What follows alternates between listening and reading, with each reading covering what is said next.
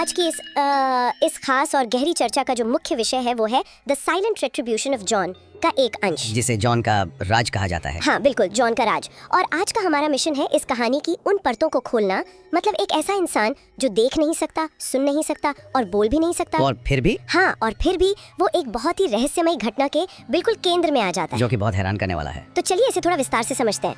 मैं तो ये सोच रही थी कि बात 1947 की है, जब पूरे देश में एक भारी उथल-पुथल मची हुई थी। ऐसे माहौल में जॉन नाम का ये व्यक्ति अचानक कहीं गायब हो जाता है। हाँ, गायब हो जाता है और कई सालों तक उसका कोई सुराग नहीं मिलता। लोग तो लगभग मान चुके थे कि वो अब इस दुनिया में नहीं रहा। यहाँ सबसे दिलचस्प बात यह है कि कहानी का जो असली और खौफनाक हिस्सा है वो शुरू होता है ठीक 5 साल बाद 1952 में, जब वो मर्डर केस सामने आया था। जी बिल्कुल, एक पुराने पुलिस अधिकारी को एक मर्डर केस मिला।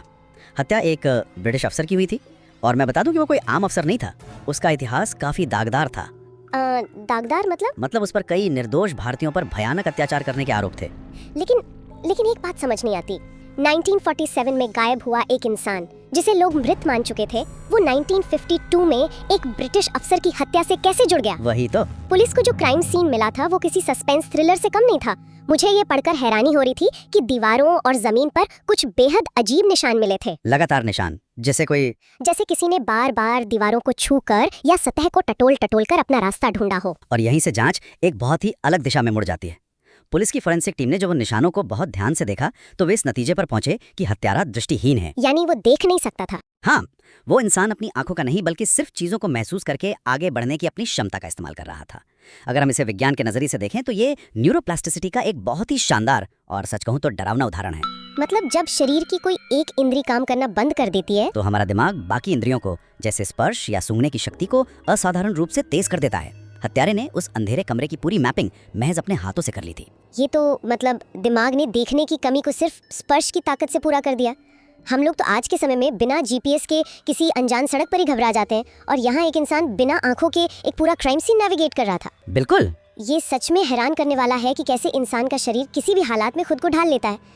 और इसी जांच के दौरान एक गवाही सामने आती है। हाँ, उस बूढ़े आदमी की गवाही। जी, उसने पुलिस को बताया था कि उसने सालों पहले एक ऐसे लड़के को देखा था जो अंधा होने के बावजूद बिना टकराए रास्तों पर चल लेता था और चीजों को बिल्कुल सटीक पहचान लेता था। उस गवाही ने एक सीधा कनेक्शन बना दिया।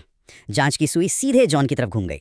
ये थ्योरी सामने आई कि जॉन ने ही उस ब्रिटिश अधिकारी को मारा है, ताकि वो भारत के लोगों पर हुए उन क्रूर अत्याचारों का बदला ले सके। सही कहा। लेकिन इस पूरी घटना में जो चीज सबसे ज्यादा सोचने पर मजबूर करती है वो ये है कि अगर जॉन वास्तव में अंधा, बहरा और गूंगा है तो वो इतने सालों तक बिना किसी सहारे के अकेले जिंदा कैसे रहा? ये वाकई रोंगटे खड़े कर देने वाली बात है। ये सिर्फ एक मर्डर मिस्ट्री नहीं है, ये इस बात का प्रमाण है कि इंसान का दिमाग और उसका जो सर्वाइवल इंस्टिंक्ट होता है वो कितना ताकतवर हो सकता है। इंसान की सबसे बड़ी कमजोरियां ही उसकी सबसे खतरनाक ताकत बन सकती हैं। एकदम सही। जिस इंसान को शायद समाज ने पूरी तरह से लाचार मान लिया था, उसने उसी लाचारी को अपना सबसे बड़ा हथियार बना लिया। और कहानी का अंत तो और भी बेचैन करने वाला है। अफवाहों की वजह से। हाँ, आज भी कुछ लोगों के बीच ये अफवाह जिंदा है कि जॉन अभी भी कहीं जिंदा है। वो आज भी दुनिया की नजरों से दूर उसी खामोशी से अपना काम कर रहा है।